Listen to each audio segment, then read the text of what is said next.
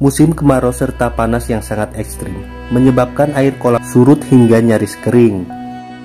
Warga sekitar menuturkan bahwa air di kolam peninggalan kerajaan Majapahit ini surut sejak 2 bulan yang lalu.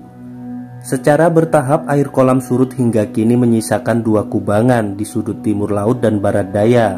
Mengeringnya kolam raksasa warisan kerajaan Majapahit ini menjadi berkah bagi para pencari ikan. Sebagian besar dasar kolam Segaran kini berupa tanah lumpur yang permukaannya ditumbuhi lumut dan rumput. Setelah runtuhnya kerajaan Majapahit, kolam Segaran sempat terkubur di dalam tanah. Situs purbakala ini baru ditemukan pada masa penjajahan Belanda, yaitu pada tahun 1926.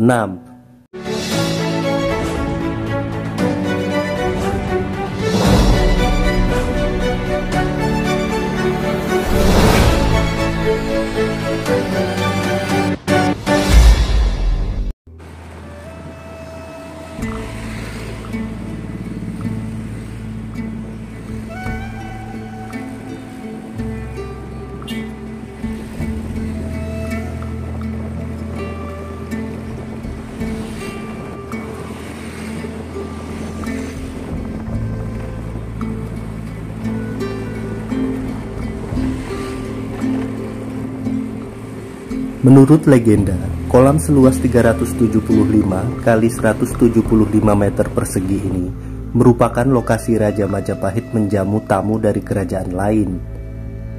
Konon untuk menunjukkan kekayaan kerajaan kala itu, piring-piring emas pun dibuang ke kolam ini tiap kali jamuan selesai dilakukan.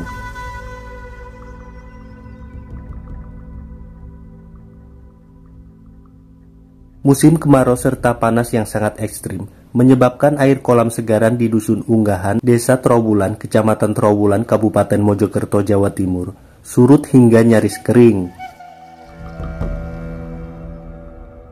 Mengeringnya kolam raksasa warisan kerajaan Majapahit ini menjadi berkah bagi para pencari ikan. Kolam kuno di tepi jalur wisata sejarah ini mempunyai struktur berbahan batu merah kuno sebagai dinding kolam dan mempunyai ketinggian 3,16 meter. Tebal dinding kolam Segaran mencapai 160 cm. Terdapat satu struktur tangga masuk di bagian barat kolam.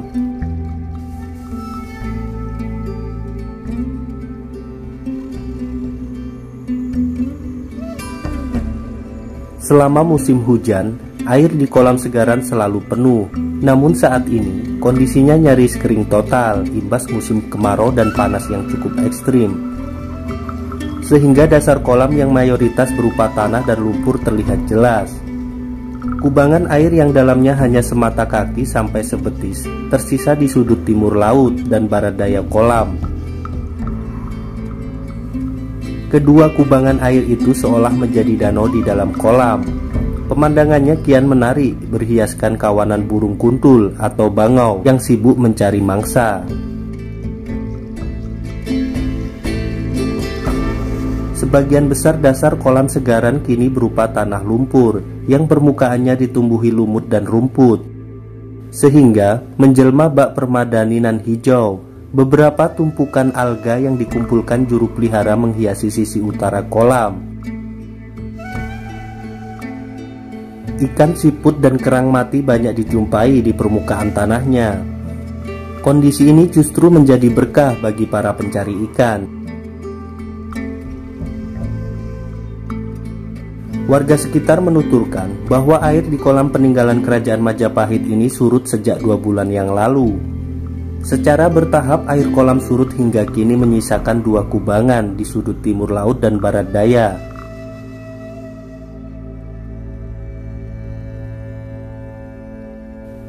Menurut warga, fenomena ini terjadi setiap musim kemarau.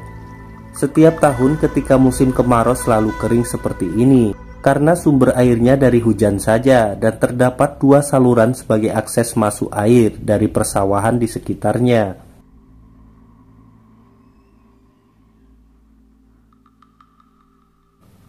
Saluran pertama di sudut tenggara kolam Segaran yang mengalirkan air dari saluran irigasi persawahan warga. Saluran kedua di bawah tanah di sudut barat daya kolam. yang menjadi akses masuk air dari Balung Bunder sekitar 100 meter di selatan kolam. Air yang masuk ke kolam Segaran melalui dua saluran itu hanya selama musim hujan, sedangkan di sudut barat laut terdapat dua saluran sebagai akses keluarnya air dari kolam.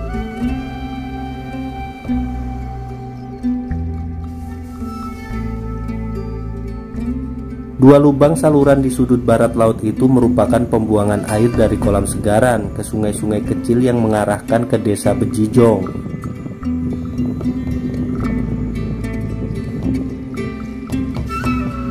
Terkait banyaknya pencari ikan sejak air kolam Segaran surut, memang tidak ada larangan dari Balai Pelestari Kebudayaan BPK Wilayah 11 Jawa Timur.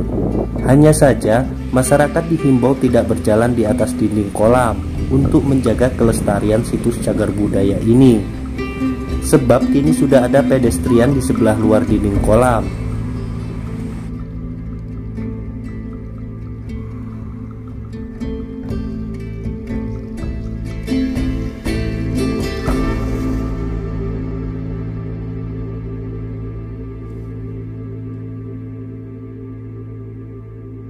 Setelah runtuhnya Kerajaan Majapahit, kolam Segaran sempat terkubur di dalam tanah.